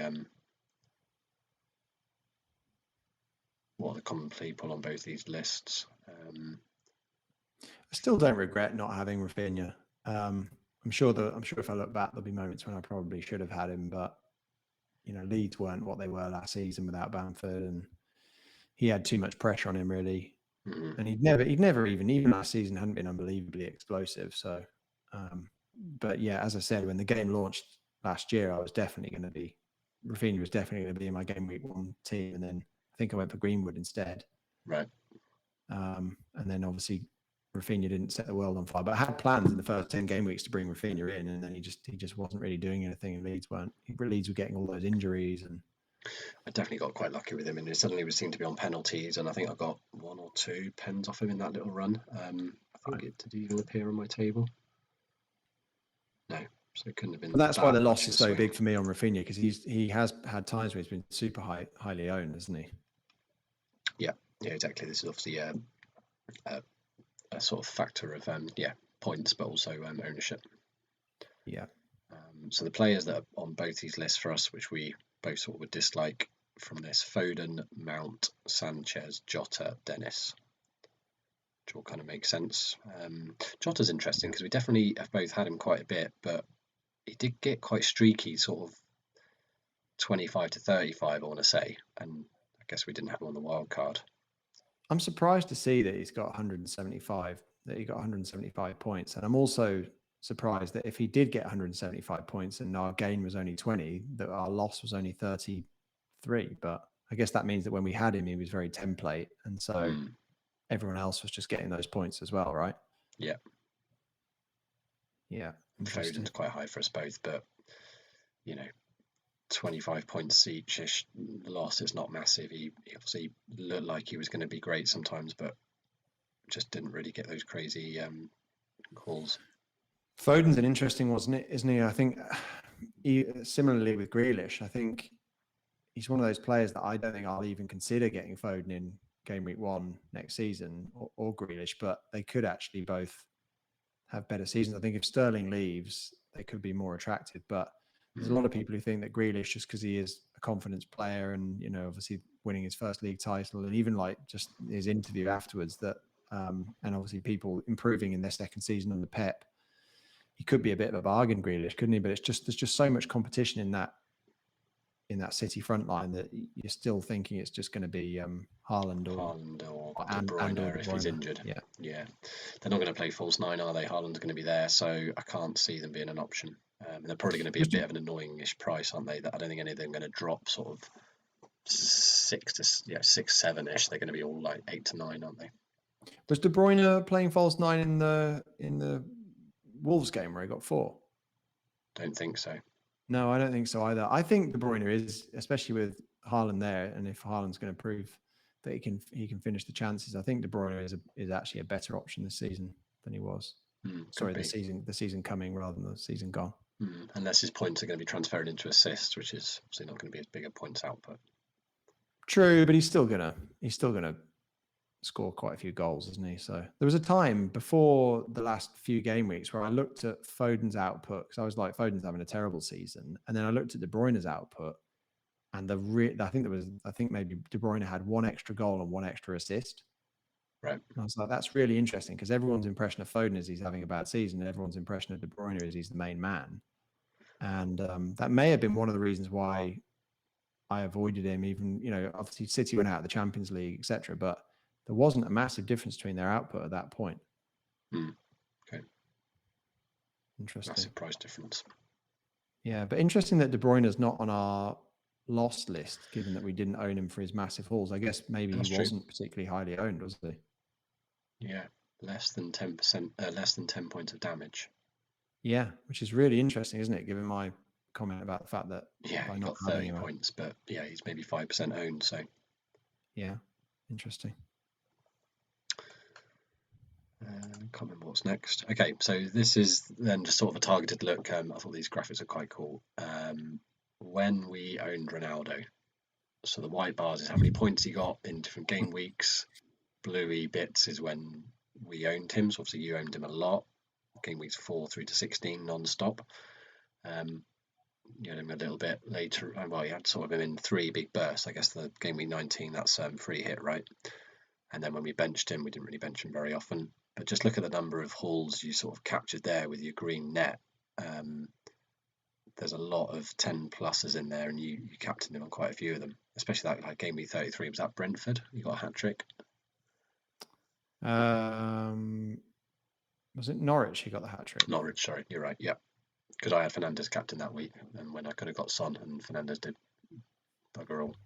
Yeah, that was massive, that hat-trick against Norwich. But obviously then he missed the second game, which was yes, a shame. But yeah, couldn't complain after the Norwich game. But yeah, the other big one, even games where I didn't captain him, I can't remember, maybe it was game week 10 where he got the goals against Arsenal. right. That's probably what made me captain him a couple of game weeks later, but it wasn't quite as good. But yeah, that was massive when he got those points against Arsenal. I mean, there were times when, and I had a look at this the other day as well, where I think maybe like you look at 14, I didn't captain him in 14, but I should have done. There were, I think generally when he went big and I didn't captain him, the other person in my team didn't, my actual captain didn't outperform him. So Yep. Strange, isn't it, that he's had such a poor season in terms of return and overall points return? Because I guess that's the thing. He's either got a haul or he's got nothing, right? He hasn't been consistent. Yeah, that's true. Yeah, there's hardly any sort of 4 to 8s in there. It's quite polar, isn't it? But yeah, your patience in like game, because I captained him in game week 6 and game week 7. He did nothing and basically binned him off. I guess that was for Lukaku. Whereas you kept him 2 weeks, got a haul in game week 10, and then yeah, like you say, 2 weeks later captained him, 4 weeks later captained him, all for hauls. So yeah, fair play. We both missed. We both missed the haul in 29. What was that one? I can't remember what game that was. No, I can't. Was it Spurs? It was the second Spurs game, wasn't it, where he got a hat-trick? Yeah. Because the first Spurs game where he got 2, I had him for that. That might have been game week 10, although I just said that was Arsenal, didn't I? So I'm not sure. Okay. Maybe that was 14. But yeah, I mean that's the thing about Ronaldo, and that's the thing about FPL generally, is that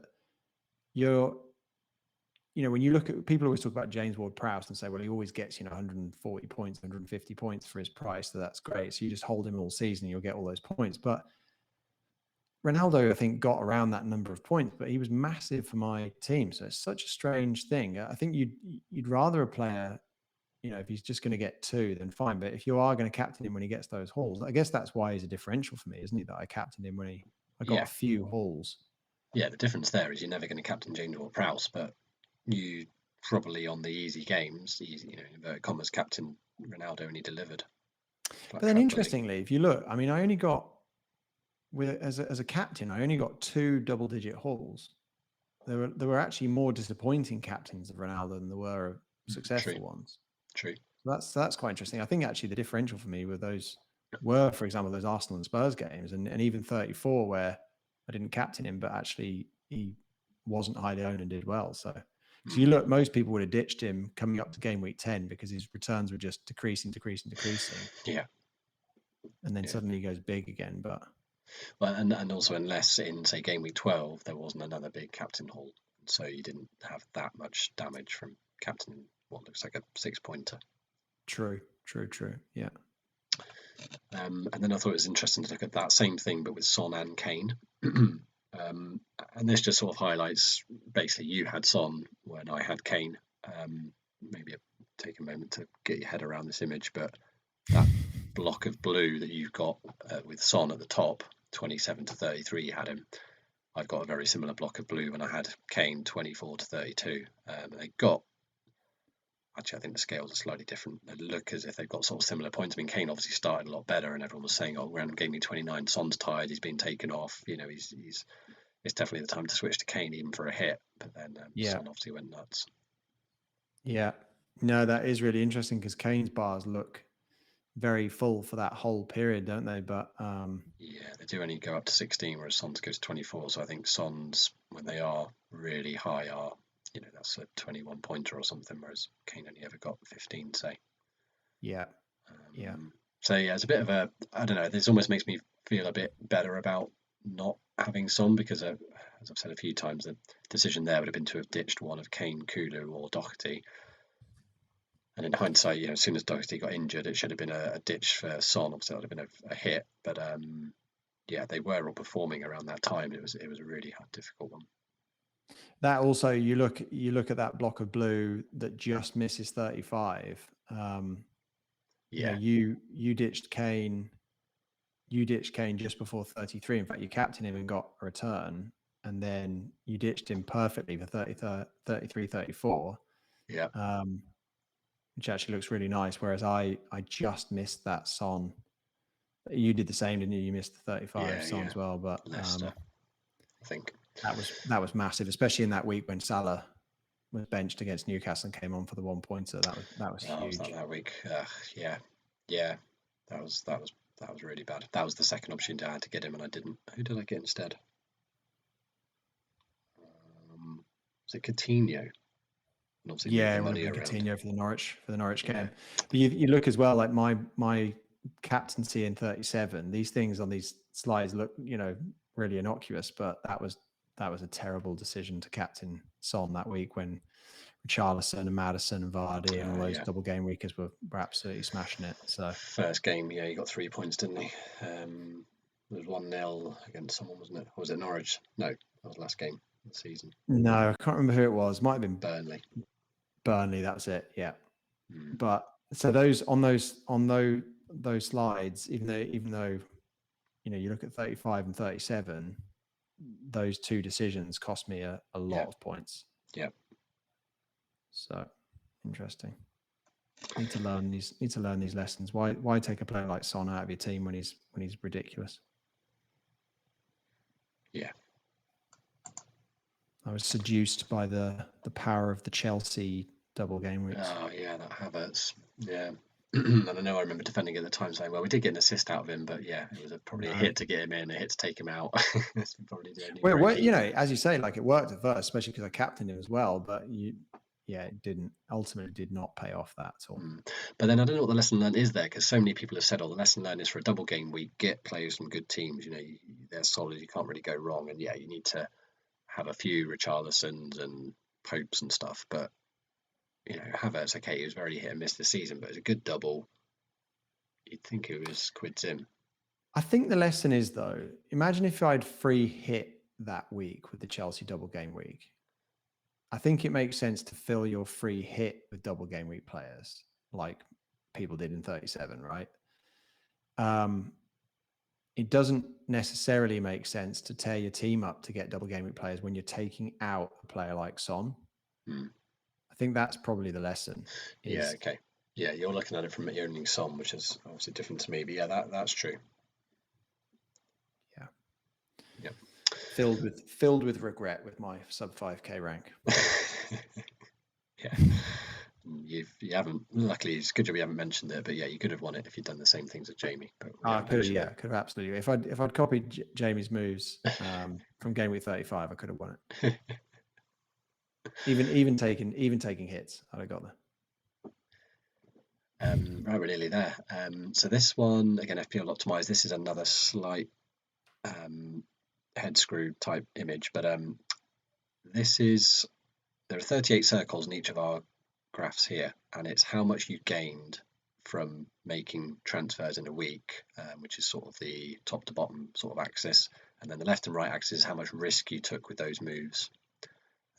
So for example, your top right green splodge is game week 33 bench boost. Ronaldo captain for his 17 points. That was your best game week rank of the season. The other two in that top right is interestingly game week 1. So apparently that suggests you were quite risky with what you did compared to others, but your gain was big, and your game week 23 wildcard. Nice. Yeah, that makes sense. Really nice. Very standout weeks. What about your best weeks? That was, for me, top right was game week 1, which is a bit strange. Right. Our bad ones, my bottom right is game week 28, not having Coutinho. That was the third worst game week rank of the season I had. Just made a note here. Yeah, Harrison got 3, Jota got 0, Aït-Nouri got 9, whereas I didn't have Rafinha with 3, Rudiger with 6, and James with 18. So it was not owning James, basically. Your worst one was game week 20, Salah's penalty miss week. Worst game week rank of the season. That was horrendous. And again, could have been so different that. Yeah. If he scored, again, when you think about the model and whether the model, Salah gets a penalty, or even just Salah plays against Leicester and Leicester have got no defence and Liverpool are smashing it, surely that's kind of, that would lower my luck percentage there. Yeah. Doing anything to try and bring down the luck metric. Yeah, it's I'm gonna love looking at those next season compared to this, because obviously we've sort of done it to death a little bit, but it is a good thing that it's transferable as long as John keeps the tool going for next year. It's one of those that you can look and have a good snapshot of what the season was like. No, absolutely. I mean, John, if you're listening to this, don't shut it down just because of my words about your lack of a legend. But this as well is interesting. You've got a lot more dots above the line. This is when you took any transfers, you nailed them more. Yeah. And you've got a lot more sort of 20 above. I've only got 3 above 20. You've got 8, 9. So it all makes sort of sense, doesn't it? Yeah. And unfortunately, my boring nature coming out, I've got a lot of dots to the left, suggesting not much risk, whereas you've got a lot more in the centre, and then quite crazy ones top right. Yeah. I love this stuff. Beautiful. Yeah, interesting that game week 1. I thought that was so risky, but I guess it's because I went so big in defence in game week 1. But I'm probably going to do that again this season, because I tend to start seasons with a big defence. And I remember when Az and Mark were talking on Black Box, Az was reminiscing about, I think it was 18-19 with Van Aanholt and Alonso and all those guys. And I remember I think I had 5 at the back at the start of that season and did pretty well as well. So okay, I think if that's the season I remember him going on about Kolasinac as well at Arsenal and him being the next big thing. So yeah, I do remember him plugging the. I had him as well. 5. I definitely had Kolasinac as well. Yeah, and I think he scored in the first game week or got an assist or something. He may have got an assist, but I completely confirmed that was the right decision. Yeah, that might have been the year though. I might be misremembering, but I feel like that might have been the year I brought in Hegazi from West Brom on a game week 2 wildcard or something. But because he got 15 points in the first week, I think, wasn't it? Yeah, clean sheet and the goal. Exactly. That was the biggest chasing of points ever as they flew away on a kite that had its string cut. I was just running across an open field. Yeah, thinking about Tony Pulis, who's going to win the league with El Ghazi. I love Tony Pulis. I've got a soft spot for him. He's a good guy. But my top right blob though as well, and I can't remember if my game week 1 was that risky either, but that's my game week 1. So I wonder if there is some sort of weird maths with how risky it thinks game week 1 is, maybe because there's no template, so it sort of can't calculate it. Yeah. Why are some of your dots orange? Just because I was talking about them and I thought it'd be easy to understand which ones I'm talking about. I've got a very obvious top right and bottom right, whereas yours, I think I did colour them, or maybe I didn't put them in. Yeah, and yours are supposed to be orange. Sorry. No worries at all. And then just to say, actually, Shlee has done all of the prep for this episode, and it is amazing. There's loads of stuff. Thank you for that, mate. No props. My pleasure. This is a lovely looking slide, because it reminds me of Pro Evolution Soccer 3, where you'd have, when you were comparing players to take in and out of your team, you'd have these exact shapes to analyze. Yeah, it's nice, isn't it? This comes back to the lesson learned of me needing to get better at captains. This is you versus me with 5 metrics: clean sheet, goals, assists, bonus, and captain. We're kind of similar on most of them. I think I just pipped you maybe by 0.0001% on assist and bonus, so I'll take that as a victory. But on captain, it's really obvious that you've smashed me on that one. So that's somehow I need to improve next season. Was there because I did notice on our captain numbers that you had captain Salah 2 times more than I had, and I'd captain Ronaldo 2 times more than you had, and I'd captain Son 2 times more than you had, I think. So was there a particular week or a couple of weeks that you captained Salah and he blanked, and I captained somebody else and they did well, or was there a Salah haul that you missed? Can't remember. Definitely. Did you captain Salah for the Man United game? Yeah. Okay. Yeah. Game week 28, James, you captaining, and obviously didn't get the second game, and I can't remember who I captained. That stands out as a big swing. And I guess Son, the hat trick against Villa as well. It's probably a big one. I mean, blimey, that slide when you had him, you were joking that he carried your team. That was massive, wasn't it? And I had Fernandez, who got sort of 3 or whatever. Oh no, that wasn't the same week. Sorry, actually. So can't remember who I captained though. That's why I had a good game week. That's right, because I remember we almost got the same points, but almost all of yours came from Son. The rest of your team was not looking good.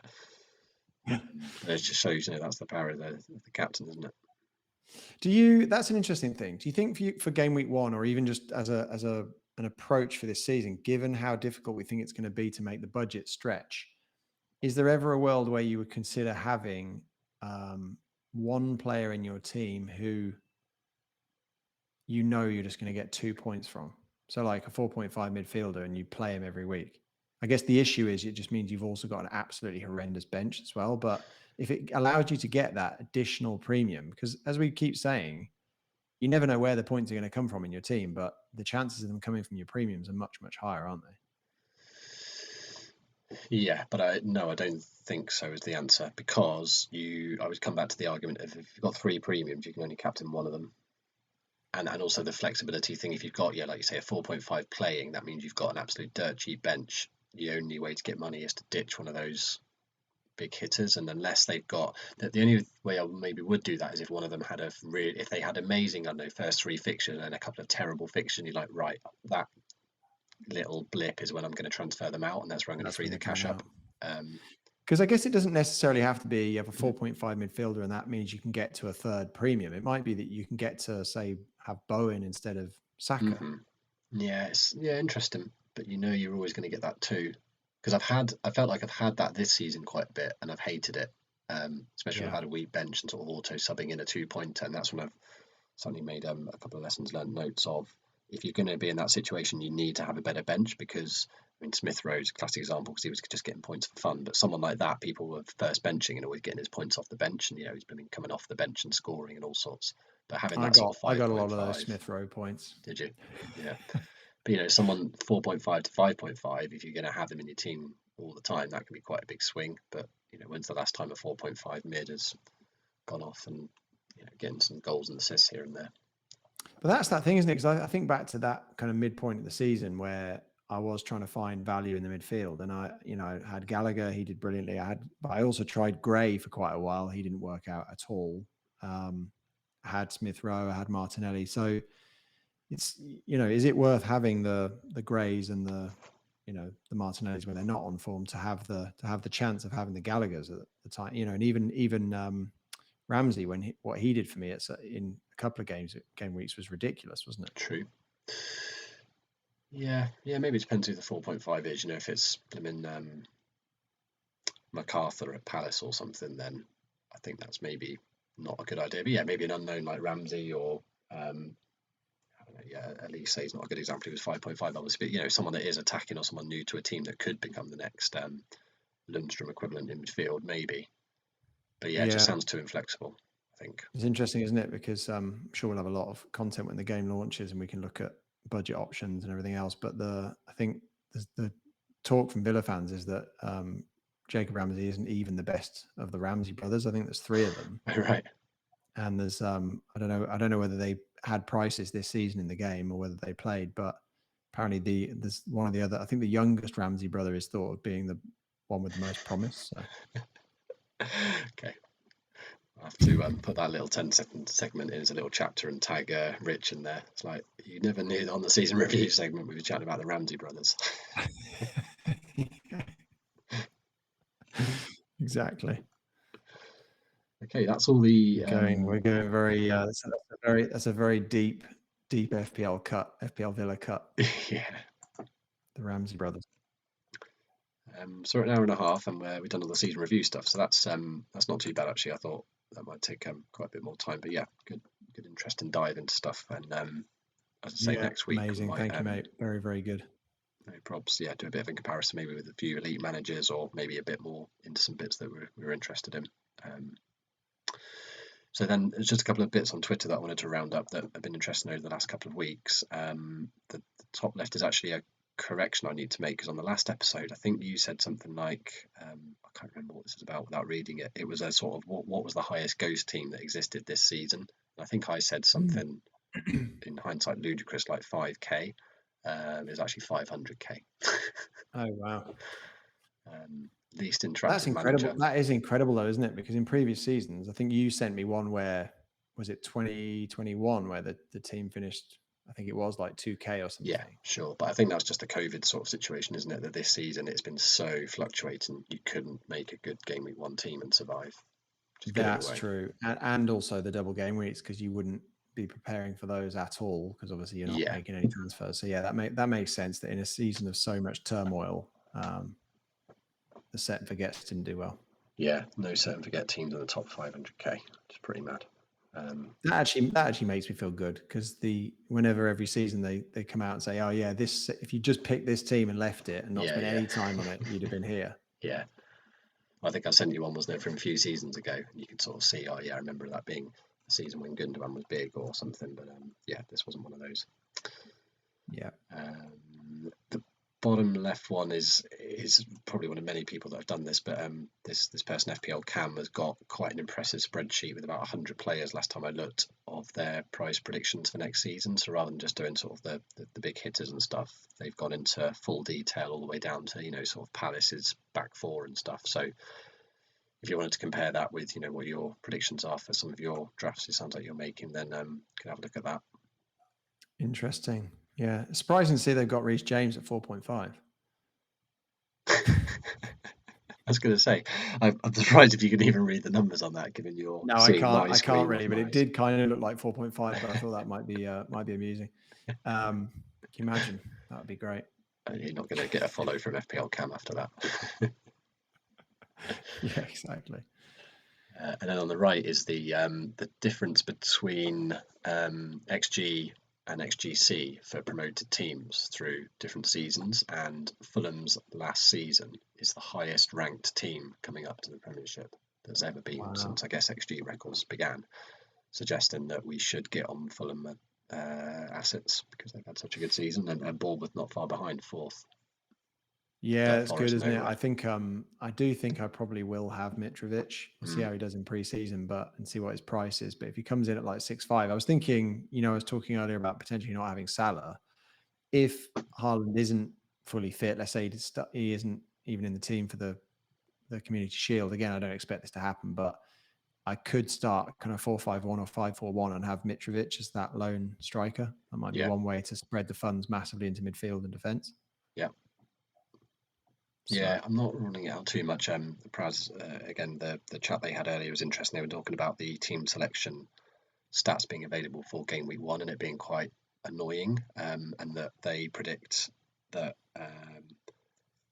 when the game launches, Haaland's going to be about 20%, and by game week 1 he's going to be about 40%, partly because people are just going to see his selected by and see in pre-season he's going to do pretty well and he's going to shoot up, which is, I can see that happening.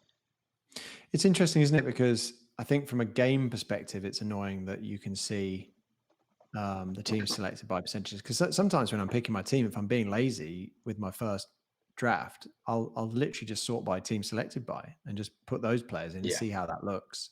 See how many of them I can get. But yeah, from a game perspective, it's not good to have that stat in there. But from an engagement perspective, they probably do want people to be able to go in. Again, I don't think inexperienced managers or people who have never looked at it before would even necessarily know to find that metric to sort by. But if you'd never picked a team before, a good way to pick it would be to look at teams selected by, wouldn't it? Yeah. So it's always the community, especially the super engaged community, versus what they're trying to do to increase engagement. Yeah, well, that comes, and that sort of comes down to a lot of the changes. It's all very well hearing the community saying change they like, but you've got to think FPL are only going to do that if that's going to also help the less engaged manager and get more people into the game, because at the end of the day, that's what they want to do, isn't it? Exactly, yeah. Which is, again, is strange because they're not, when are they going to charge us £1 each for it? And 10 million quid. You can't tell me you wouldn't pay £1 to play it. Absolutely. But yeah, I think you'd then truly find out though how many people actually play it, because I don't think there are 9 million players. How many robots there are. But then if you lost 3 million casual managers in doing that, would they actually be worse off on balance? And that's where they can't measure that. But have you ever looked at one of the advertising hoardings on your team and thought, oh, I need to buy the new FIFA game because it's there? It's so difficult to judge that stuff, isn't it? Yeah. But yeah, I mean, as in, I guess it's not even that necessarily. It's actually that EA will pay to sponsor those boards because they think there are 9 million managers. Yeah, they'll pay more than 9 million quid. I don't know. This is an absolutely brilliant visual. I think this is the best visual you've had up. I think this. I love this one. Mark Stats on Twitter. Just highlighting, manager bounce, but visualized. So how 6 of the 7 managers, I think it was, that joined the league this season have gone from bottom left to top right. Conte taking over from Nuno being the most extreme in terms of improving expected goals difference and points per game. I think the only one to go backwards is Ranieri to Hodgson in purple. Yeah, just looking at that. Poor Roy. He's not well, is he? I don't think he's he was a terrible appointment, I think, at the time they brought him in. But a lot of these are not as big as I remember other manager bounces being. I don't know, maybe when Ancelotti came in, and I've certainly got some notes on sort of manager bounce halfway through a season. Solskjaer to Rangnick, you probably know more, but yeah, that doesn't highlight there was a massive change there. But the Conte one is extreme, isn't it? Interesting that Lampard made the defence worse, but improved the points per game. Yeah, true. Oh, well, maybe not. Yeah, maybe not defence worse. Maybe attack worse, or expected goals. Sorry, right? Yeah, I've seen that. Expected goals difference. Yeah, so I think that's XG minus XGC. But they were expected to score less goals, but they got more points. Yeah, well, expected to score less goals or tighten their defence up more. Right. Oh, because it's the differential between the two. Yeah, sorry. But look at Conte. I mean, he is an elite manager, isn't he? And you think the fact that Kane got the number of returns he did by the end of the season, I can't remember what it was. I think was it 21 returns or something? It might have been more than that. But he just had such an awful start to the season, didn't he? And then as soon as Conte came in, he started. I don't think it was as soon as, but he managed to bring him back into the fold and get him playing, and it was huge, wasn't it? Yeah. But what you would take from this is tricky, because looking back, okay, you'd be looking at Nuno, and in hindsight, a poor manager being replaced by an elite manager. But what should you do about that? I guess if you had no Spurs assets, you should at least gamble on getting one. But should you necessarily go? I mean, the play probably midway through the season was to get Son, but then later on, Doherty and Kulu and Kane, it's very hard to pinpoint just from this graph. I think you're fine when a new manager comes in. I think you're fine to wait a few games and see, because my reaction to Conte coming in wasn't to immediately get Matt Doherty, but when you saw that he was on form and that he wasn't leaving the team and he wasn't being rotated, and yet Conte has this great record with turning players into good wing backs, and obviously Doherty's been a brilliant wing back in the past with Wolves. I don't think you need to jump on them straight away. I just think it is an interesting, just an interesting slide, isn't it, to see? Yeah. Good. And then I just thought this was brilliant, which sums up this episode, perhaps. Don't know if you can read it. So we spent a good hour and a half thinking of all this stuff that we're going to take into next season, but actually, have we any idea what to do? But I think that's my point, and that is hilarious. But some people are so good at that sort of stuff, aren't they, on Twitter? But that is the point. I think you can only take so much from the season that's just been, because all it takes is a few price changes, and the whole dynamic is completely different. Yeah. And it is going to be completely different. I think the thing to take is almost the emotional side of it, and think, well, how did I feel? What was it that pushed me to that bad decision? Was it something emotional, and can I do something to control that? Mm-hmm. Yeah. And I think what I would like to do, I know we've got quite a few ideas of various bits we want to do before pre-season, but sort of almost a few worked examples of when it went wrong and actually what we were thinking. And obviously doing that for all 100 decisions we make is going to be impossible, but those big swings, looking at sort of and what other people did, it's like, well, why didn't I get James in game week 28? Why did I go Fernandes over Ronaldo in 22? No, other way around, Ronaldo over Fernandes for a hit. But I do think, though, that one of the issues we're going to have with that, if we do that, is that hindsight makes everything easy, doesn't it? Because for example, the first United double game week, was it like 22 or something, or 23, when Fernandes absolutely smashed it and Ronaldo didn't. I think he was benched in one of the games, or he was benched in the second game or something. Yeah. And so if that trend had continued and Fernandes had continued to be brilliant in the doubles, then those people who brought him in for those doubles thought, okay, well, he's going to continue to do that. So I just think hindsight just makes all of those decisions look either really good or really bad, but actually in the moment there wasn't much in it. True. Maybe. Yeah. But yeah, I definitely think probably 50% of them, your conclusion might be, you know what, very difficult to tell. But I think on some of them, there would be a pattern of what maybe went wrong or things to look out for next time. Yeah. I like things like, the Havertz blank against Norwich in game week 9 and Salah absolutely destroying Man United. It's those sorts of things where even if Havertz gets a couple of returns against Norwich, that's fine. But the thing that led me up into that, I mean, I didn't have Havertz, obviously. And so if I had, maybe I'd have had more of a decision to make. But I just thought Man United are an absolute basket case and Salah's playing like the best player in the world. So it's those sorts of decisions, I think, that look a bit more obvious even before they happen. But obviously the real icing on the cake for people who captained Salah and didn't have Havertz was that Havertz completely blanked was it 7-0 they won?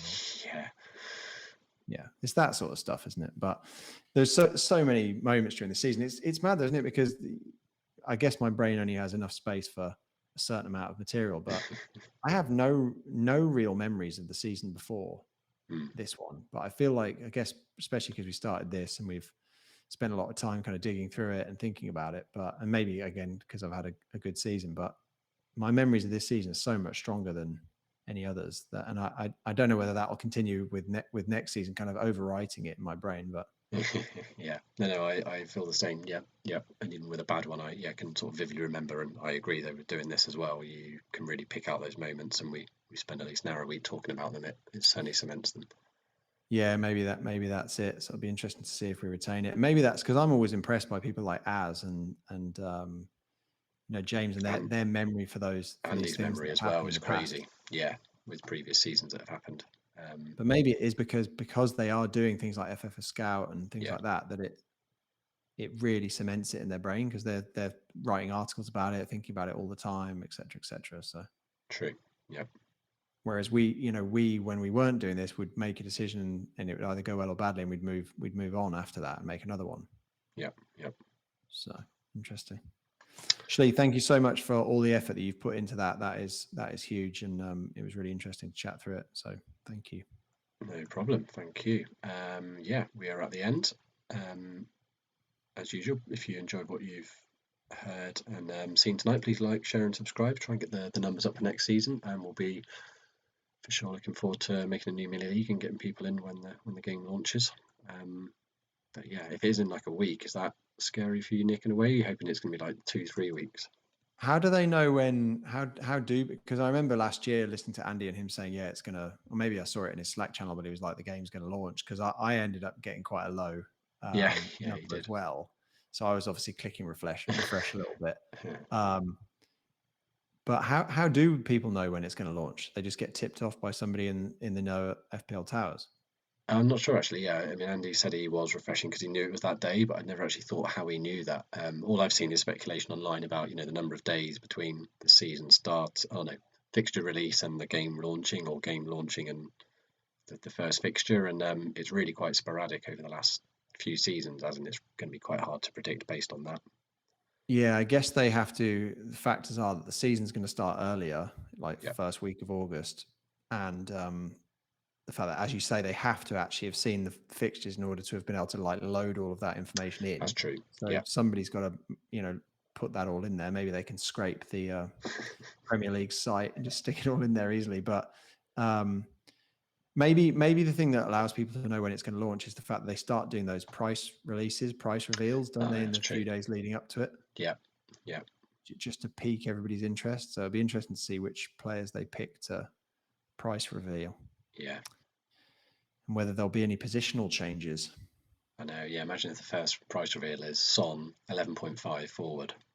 Yeah, that'd be on the same day, Kane 11.5 forward or something. I don't know. Would that maybe make neither of them an option? It would certainly mute both of them a little bit, wouldn't it? Yeah, I really, really enjoyed listening to Mark and Az talking about what the changes they think will happen, or the prices they think people will come in at. But I guess it's one of those that as soon as the game launches, it's kind of gone, because then you actually have the information. Yeah. So yeah, that's Penny Blanco's point, I suppose, isn't it? But still, it's useful seeing that and appreciating, right, this is actually going to be quite a tough decision, so that you don't load the game and be like, whoa, hang on a minute, I can't get Haaland, Son and Salah. What are you talking about? Yeah, exactly.